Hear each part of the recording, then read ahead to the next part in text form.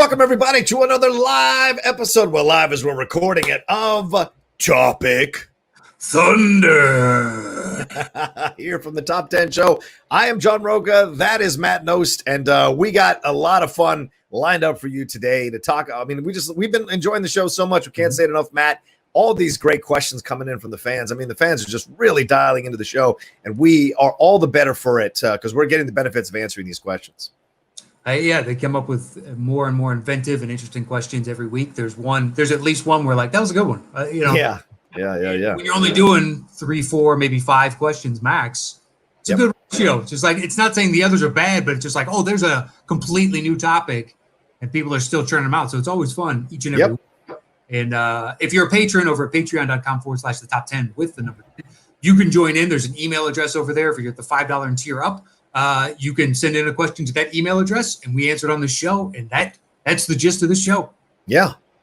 And you can, that's how you get to be part of the show as well. So some of you who are watching this, because we've been putting these out for fans to watch who are not patrons. So if you're not a patron, these are the kind of benefits that you can get when you come aboard the train to be a patron of the Top 10 Show. You get to have your questions read out. You get to possibly, if you go high enough in the tier, you get to pick a topic on the show as well. That we got a game show coming up. Yes. Where winner of the game show gets to be a guest on the show. Yep. That's going to be fun. Over there. That starts sometime next month, Yeah, in July. Back. It'll be a lot of fun. July. But the date to join that is July 1st. So join us over at Patreon at the laser nipples and tier and up. And you get to join in that. And the cutoff is July 1st. So if you want to be in the pool, because we're playing Jeopardy in essence, we got to come up with the title still. Yeah. But playing Jeopardy and the winner of that tournament eventually just gets to be a guest on the show. So exactly. Join us over there. You ready to start this bad boy? Yeah, let's do it, man. Let's do it. Who went first last time? Do you remember? I think I did. Okay. All right. I'll start us off here with Chris Lemke sends this one in. Chris Lemke, an avid listener and follower of the show. Hey, guys, ready to hear your take on the Snyder cut of Justice League actually being released? Thanks, Lemke. All right. Matt Nost. It's really interesting from the aspect of, they're investing quite a bit of money into. Yes, they are. As a Snyder cut. Because usually it's like when Blade Runner, there's the director's cut and the extended director's cut and the cut the studio never wanted you to see, and that they just keep churning out new versions. This they're, actually plowing money into. So from that aspect, it doesn't happen all that often where a director does this much of a project and then has to walk away for personal reasons. Yeah. So it's kind of, will this be a one-off, or will this actually be a trend of people wanting to go back and do this? And if it's profitable for the companies, if you put it on a streaming service, I think it could be. Yeah. I mean, I'm excited about it because I've been over the last year and a half, 2 years, I've kind of turned around on this because I thought it wasn't going to happen, right? Because I thought the WB people were like, no way, because you're essentially admitting that you made a mistake here and you're bringing back the previous director to work on something that you already released under a different name. But what happened was the regime changed over at Warner Brothers. And when the regime changed, I think it became more of a possibility, So I'm excited about it coming because I enjoyed some of the scenes that he shot in Justice League. I really enjoyed some of the stuff that he did within it. And so you're like, okay, well, what it was his actual plan. Darkseid was involved. So let's let him finish it out because this has been a drumbeat for quite some time. Now that it's happening, we can all watch this thing, make up our own minds, see if we like it, see if we don't like it, and move on from here. I think the advantage is that he's had some time to sit with this stuff too, to kind of see how the tastes have changed in the comic book watching world amongst the viewers, that kind of stuff. So I think he might have adjusted. Plus, losing his daughter to suicide, how does that change you as a father, as a human being, as a man, as a creator? We're going to see that as well. So all of that I'm excited to see. And they released some minute and a half thing or 30-second thing here yesterday or this morning about Justice League, as we're recording this, about Justice League, previewing what's coming here because DC's doing that DC Fandom thing on August 22nd, where you can watch and interviews with the creators of all the stuff they got coming up from DC. So they kind of previewed that. But yeah, I'm excited about it. I got a shirt. I bought a shirt, a Zack Snyder Justice League shirt, just kind of support the cause. So yeah. Yeah, I think the point about the WB regime change, that's why it's happening, because those guys are leaving because of their mistakes. Well, what's a bigger, basically, we're a new regime than we can fix one of their mistakes. Right. But there's the stakes of this are so low for them, whereas this was one of their tent poles, and it wasn't really well received, so they couldn't admit defeat. That makes sense. Look, they can only go up in my eyes. Yeah. Unless he somehow manages to make it, just as dull as the last iteration, but he can only do better. Yeah, I feel like BVS. I'm never going to come around on BVS. Like Man of Steel is. I enjoy his Man of Steel, and like I said, I enjoy some sections of Justice League. But like you said, they've been on this uptick with Wonder Woman, with Green Lantern, with Aquaman's reception. Even though I like the movie, it made $1 billion. Can't argue that. Shazam was very well received, and now Joker over $1 billion, for God's sake. So clearly, they're making some right moves here that are attracting enough of the fans. And I know Birds of Prey didn't do that well, but overall it was received well by the critics, and most of the fans, just not enough to transfer into big box office dollars. So it seems like they're going in the right direction, and we'll see what happens with this Justice League. But dropping it on a streaming service essentially means A, it's not canon, and B, it's just like something for you to enjoy, I hate that whole what's canon, what's not. Yeah, it's important. To some degree, but at the same time, you're going to do what every comic book does if you stay in this long enough, and you're going to reboot everything, and none of it matters anyway. So why not just have fun? Unless you're doing a specific arc of a storyline, where change and learn from. That makes all the sense in the world. Yeah. But if just arcane knowledge or something over on the periphery happens, like it's a really who gives a shit type of moment. Yeah, For me, absolutely. it's within comics. Now, within Star Wars or something, they've never rebooted, so that to me, that's true. Guarded about it, whereas comics, just like, which version do you want to go with here? Right. Which version are we talking about? Yeah, which version of the Flash? Which version of many other different characters? Of what year in Batman? Who is based? Like, makes all the difference and no difference to some. Right. Absolutely. All right. What's our next question? And thanks to Chris Lemke for that one. Yeah.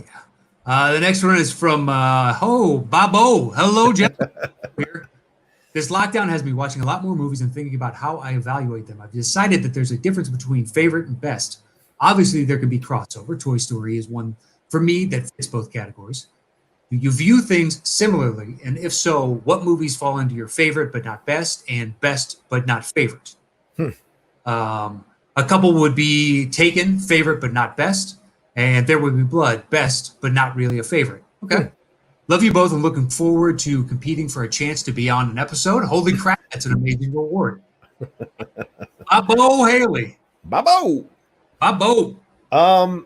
Yes, I think this is what separates those of us who do what we do, Matt. Like we know the difference between favorite and best, which is why when we compile our top 10 lists, it's always a struggle for both of us because we have to struggle with what we think should be on there versus what we feel should be on there versus what we want to be on there, but we have to make a case to ourselves that it should be on there. So these are the negotiations we have with ourselves separately before we construct our own top 10 lists. And then when we come together, we still battle it out at the end to do the same thing. So yeah, favorite, not best, is what separates, I think, you from as an analyst or a critic or a pundit versus someone who just likes movies, or enjoys movies and doesn't see a favorite or best, just enjoys what he or she enjoys, and there's nothing wrong with that, So yeah, I've always been that way. I think since I was like a teenager, like I've always been like, well, that's considered a great film, but it's not necessarily one I run. Like One Flew Over the Cuckoo's Nest, I've only ever seen it twice, so that's a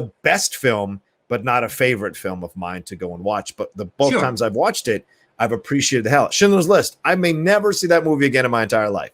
I saw it two or three times.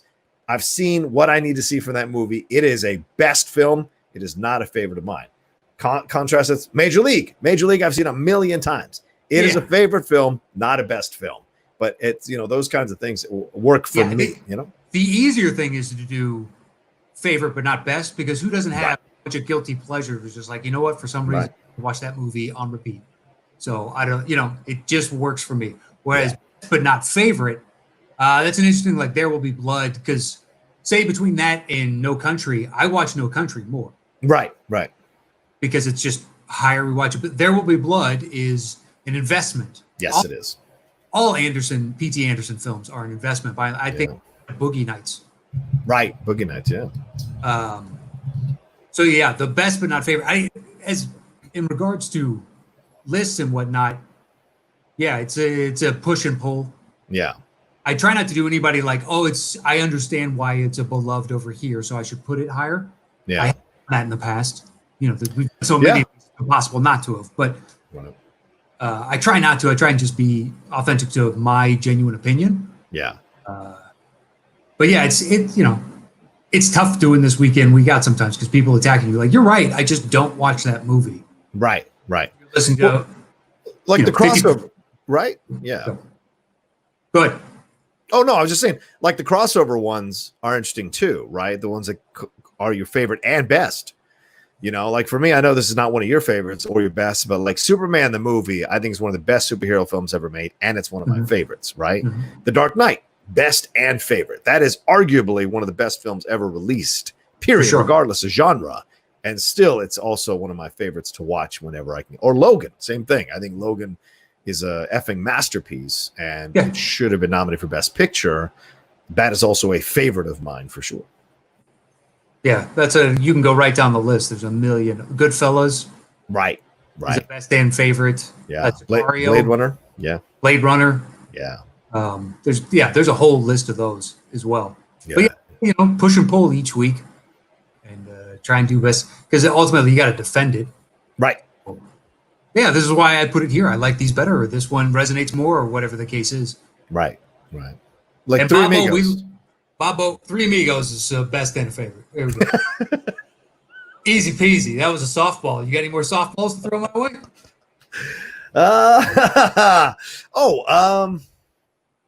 Yeah, Coming to America. That's a favorite and a best, right? Sure. Right. What about for you, Armageddon? Yeah. Oh, Armageddon is a favorite, not a best, right? Whoa. Like I don't consider it like a best film or one of these films that should be revered in any way, shape, or form, but it is a favorite of mine. It is not a guilty pleasure because certainly a lot of people went to see it. Exactly.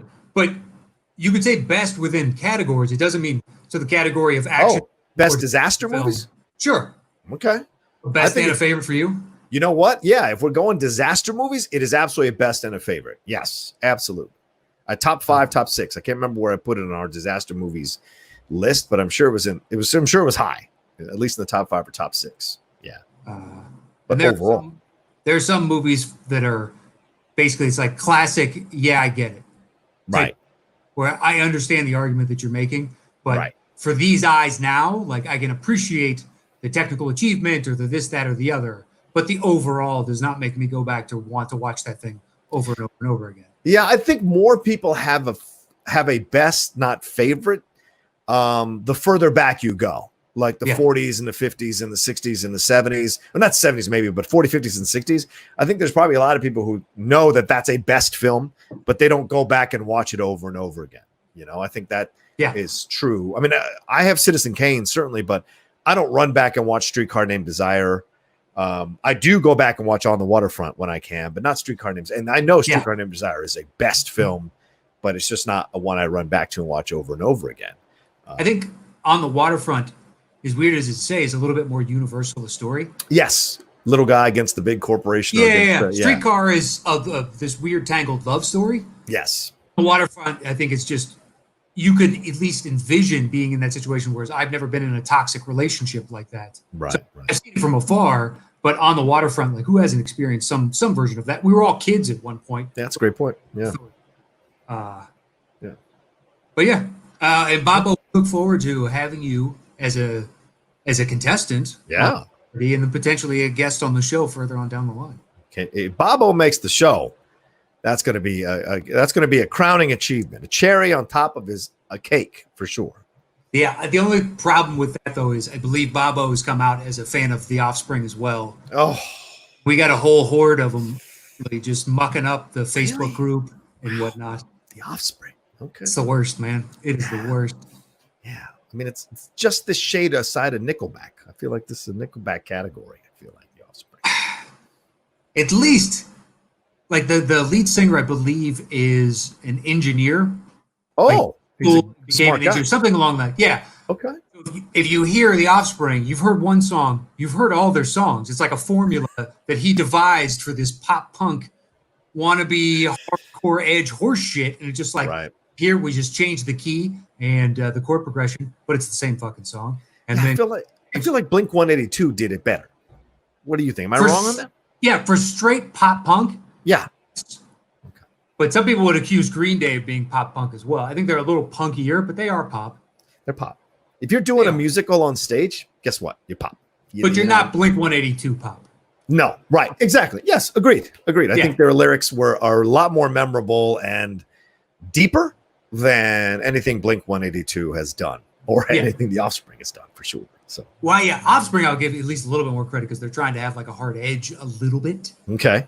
But Blink 182 was always like, to me, was bubblegum pop in punk form. What was their best song? What was their song? Yeah, I know they got the Blink one main song. Or Offspring. Offspring. What is their one main song? I think the first one was that ba-na ba-na ba-na ba-na ba ba ba ba. Hey, come on and play. Okay. Hey. Oh, right. Hey. Yes. Yeah. There was that one, and then I see Pretty Fly for a White Guy. Yeah, Pretty Fly for a White Guy. That's the one I remember. Yeah. Just the word. What is this? I guess I'm pretty fly for a white guy. They wrote that, and then they fucking composed the song together, and a producer sat there and was like, "Fuck yeah, this is it. Hey, we need to tweak that ever so slightly." And we could sell this. We could sell. Yeah, the label heard it and was like, "This is a banger right here." That's a summer song. That's a summer song. And they were fucking right. That's one of the things where like you don't understand them. Yeah. Like, what is this? This is dog shit. We can all agree this song is dog. At least when Weird Al does it, we understand it's a joke. The tongue is in the cheek, man. Yeah. From moment before you see or hear a goddamn Offspring is the fucking worst. But what do we know, man? They're making money. We're on the show here, so and the people that like them, God bless you. You know, it's a free country. You can listen to whatever you want. Just know that I think less of you being a genuine fan of that band. That's the God's honest truth. I could love you in every way, and if you went to, I am a diehard Offspring. You'd just be like, oh, you know. Yeah, fair point. Certain flaws are hard to see past. It's like that old Eddie Murphy joke. What's that? Where are you going? Oh, I'm going off to watch Offspring. Oh, you go do that. You go knock yourself out. Yeah. In place of that other thing. I'm gonna go over and talk to this girl. Well, it's the fucking Chappelle. Please believe me. Be like, nope, I'm sorry. I believe what I believe at this point. All right, let's move on to our next one. Thank you, Bobo. Nick Francis. He says, hello, John and Matt. I have an NFL question. Do you guys think, if there is a season, that the teams with returning players and coaches like the Chiefs, who will return 20 to 22 starters and their entire coaching staff from the championship last year, not to mention the best player in the sport, Patrick Mahomes, will dominate the season more than in previous seasons due to lack of prep time and coaches not being able to physically be around the players? Will multiple teams go 15-1 or 14-2, such as the Saints, Ravens, Niners, and Chiefs, who all have a ton of familiarity and chemistry and will have a big advantage over teams with new coaches and players like the Giants and Roka's Redskins? I love how your Bears escape scrutiny in this damn email. It's because we got Trubisky, baby. Yeah, sure. Thanks for taking my question to keep me sane during the quarantine with the content. You're welcome, Nick, but I'm offended he didn't mention the underperforming Bears in this situation. But what do you think about this, Matt? Do you think teams that have been together longer for more years have an advantage going into the season?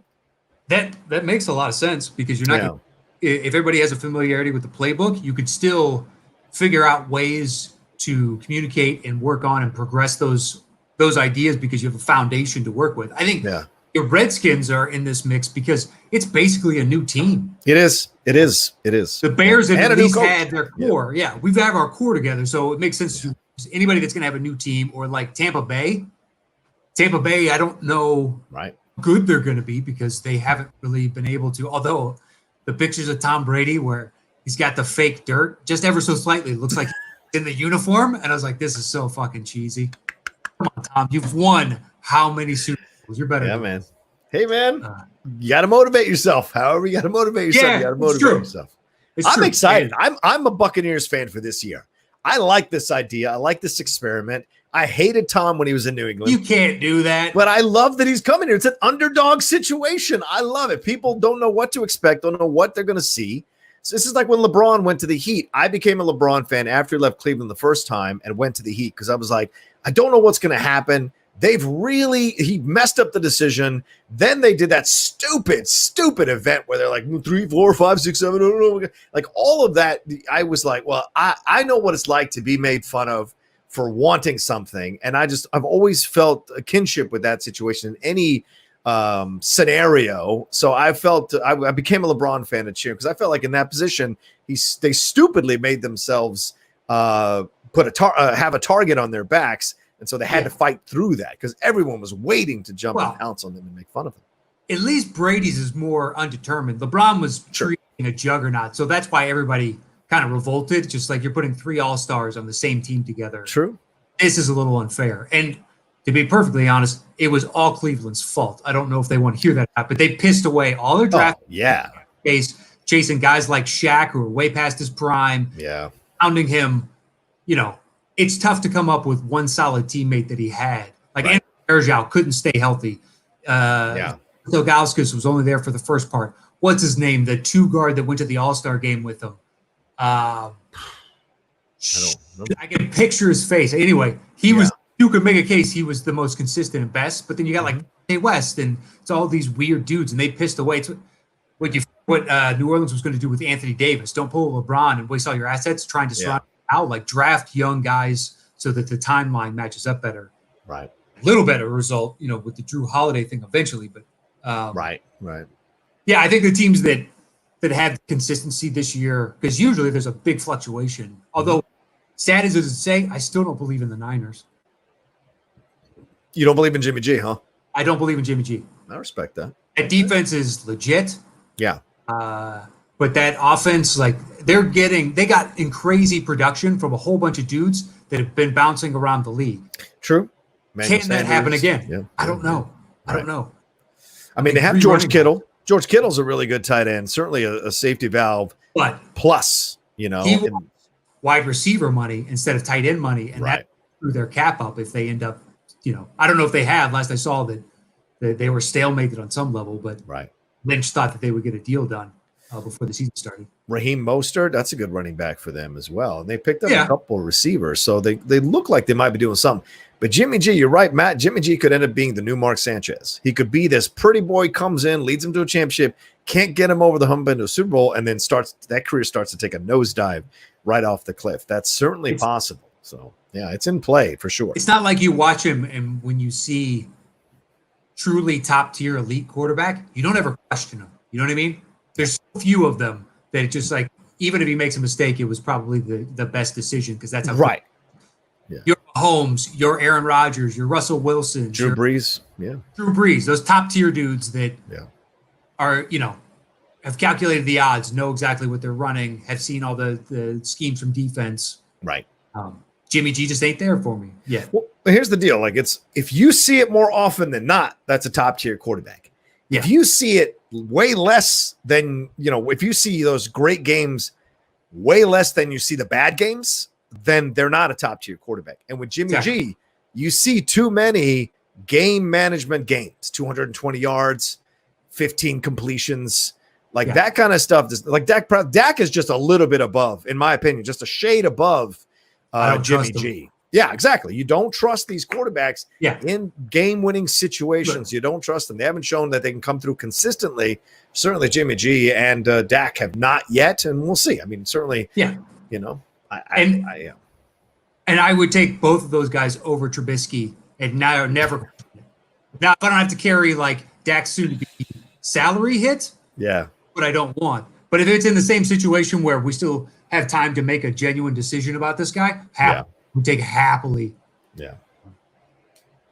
I agree that that's going to give some advantage, but the equalizer is always injuries, and you can't plan for that. And I think that's going to be the story of the season. Is going if they don't get into these practices and get into these rhythms and do enough to get ready for the season. We were already seeing injuries in preseason games more frequently than we have ever before in the last 5 years than we had before in the last 30 or 40. We were seeing more injuries in preseason. So season-ending injuries sometimes too. So to me, I think that's going to be the factor here. What teams are prepared with enough depth to ride out injuries to their top guys? That's going to be the difference. And I know every year you could say that for every year, but I mean this year especially, I think, because you're right. The Chiefs, Nick Francis is right. The Chiefs are built here. Certainly the 49ers have a strong defense, so they can contend for quite some time. The Rams could bounce back. There's possibilities here, but the Buccaneers, we don't know what we have in Tampa Bay there, so we'll see what happens. But overall, I think it's going to be the team that has the most depth to ride out these surprising early injuries to their players that's going to be standing at the end of the season. So that's just. But in Tampa Bay's case, like, it'll be good for you guys, and I'm happy for you. Yeah, right. Like I got no problem with Tom Brady wanting to leave. It's his choice. Yeah. And it'll be interesting because Belichick will be able to coach longer. So he'll have more opportunities to prove that he didn't need Tom. So Tom really needs to get this right in the next 2-3 years. Right. Yeah, he could pull a Manning. He essentially can pull a Manning here, Matt. He can have one Super Bowl for another team and then ride off into the sunset and be done. Exactly. Prove to Belichick and to everybody else that he didn't need. It wasn't the system, it was him. Right. Exactly. All right. We're at 27 minutes. You want to do one more? Let's do one more. Thank you to Nick Francis for sending us that great question. Thank you, Nick. And then, all right, this one is from Charles Clark. Mm-hmm. Okay. He says, "Dear Matt and John, I recently watched the UFC this weekend, and it got me thinking about one of my favorite water cooler sports questions. If you were a professional fighter, what would be your walk-up song? Mine would be What's Up, Danger, the song that plays when Miles takes his leap of faith in Spider-Verse. Good choice. Thank you for answering my question. I hope you and everyone else is having a wonderful day."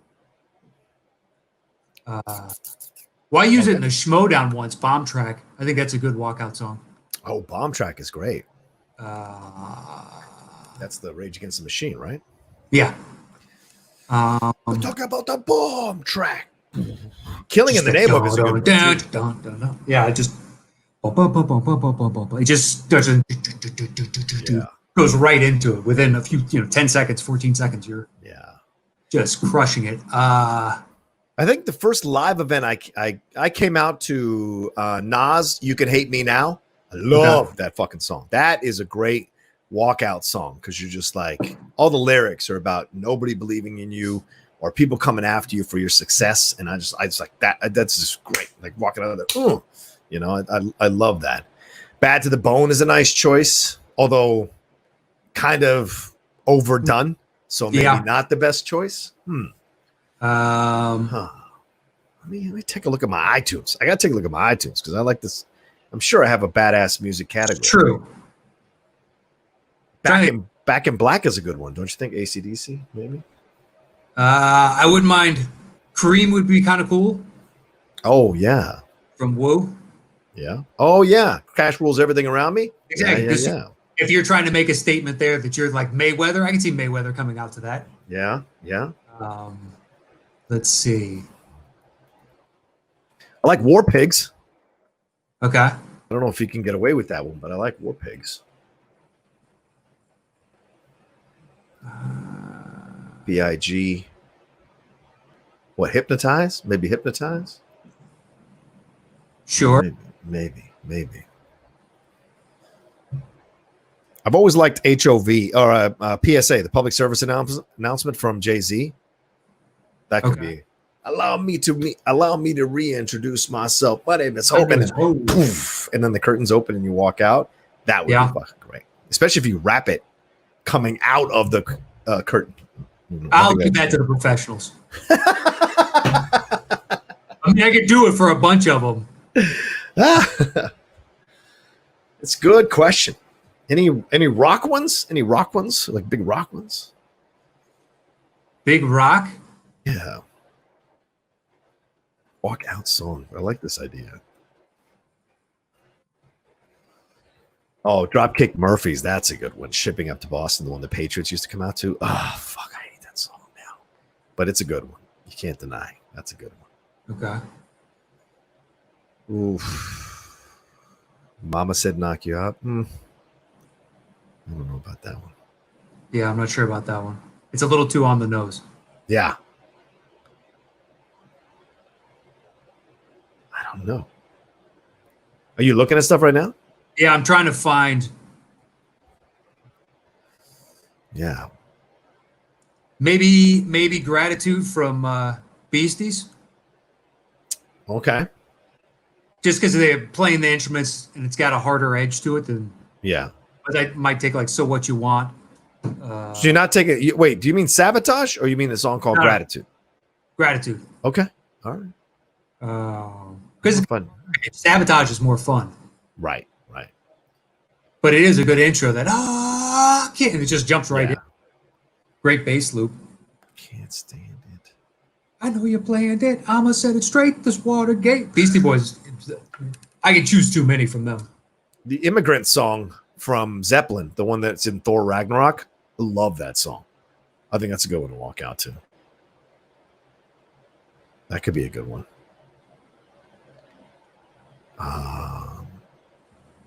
What about Fight the Power? Is that a good one? I don't know if that's a good one.